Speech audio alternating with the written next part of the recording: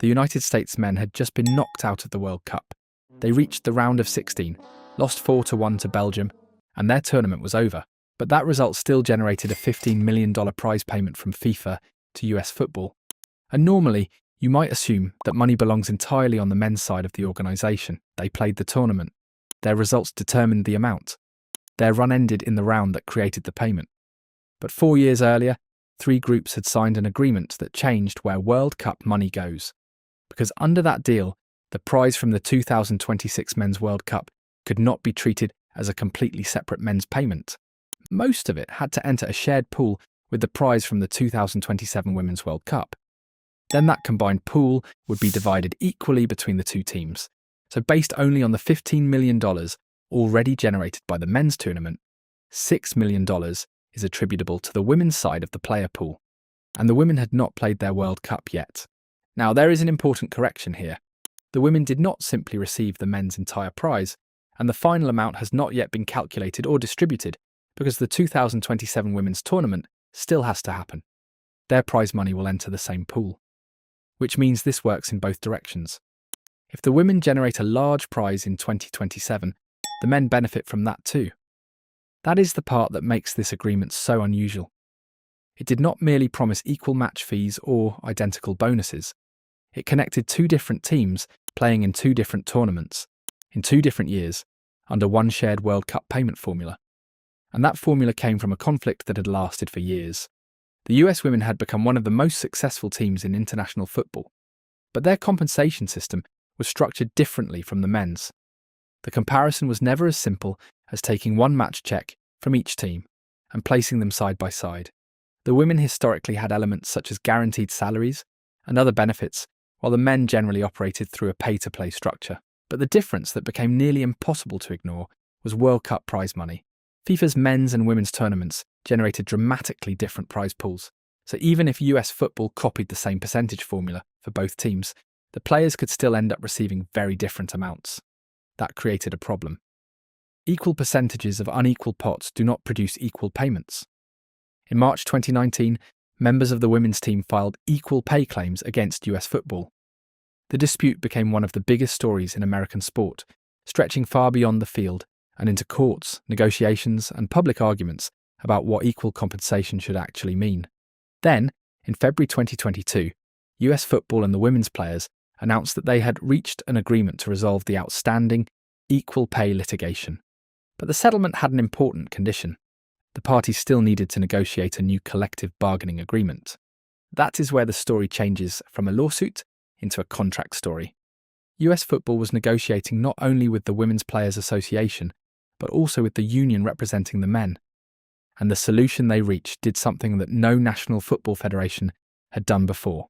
It paired the 2 World Cups together.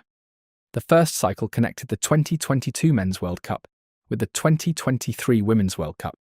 All the FIFA performance prize money from those 2 tournaments would be combined. 90% of that combined amount would then be paid equally to the men's and women's player groups, while US football retained 10%. But the agreement did not stop after one cycle. It created a second pair. The 2026 Men's World Cup would be linked to the 2027 Women's World Cup. This time, 80% of the combined prize money would be divided equally between the 2 player pools, while US football retained 20%. That looks like a small percentage change on a fact sheet. But this is one small clause, so that little percentage is where the entire story lives. The men's performance in 2026 created a $15 million FIFA prize because the United States finished in the 9th to 16th place category. Take 80% of $15 million and you get $12 million allocated toward the players. Split that equally between the 2 team pools, and the known men's component produces $6 million for the men's side and $6 million for the women's side. US football retains the remaining $3 million from that performance prize. But the calculation is still unfinished. After the women play in 2027, their performance prize will be added to the same pot. 80% of that new combined total will then be divided equally. So imagine the women generate an additional prize of X dollars. The formula is not men keep the men's money and women keep the women's money. The formula is 15 million plus X, multiplied by 80% and then split in half. The actual individual payments may depend on roster and union distribution rules, that are not fully explained in the public fact sheet. So it would be irresponsible to divide 6 million by a guessed number of players and pretend that is what every woman receives. But the team-level consequence is already clear. The women's player pool has an economic interest in how far the men advance, and the men's player pool has an economic interest in how far the women advance. That is almost the reverse of the situation that helped create the dispute. Previously, the enormous difference between FIFA's two prize structures pushed the team's compensation farther apart. Under the new agreement, the two prize structures are added together first. Instead of letting the larger tournament pot benefit only one side, the contract uses that larger pot to raise the shared total. And the men's union agreed to it. That distinction matters because this is sometimes described as US football, taking money away from the men and handing it to the women. But that is not how the agreement was created. US football, the women's union, and the men's union negotiated the structure together. The two teams have separate collective bargaining agreements, but their economic terms are designed to match. The deal also goes much further than World Cup prize money.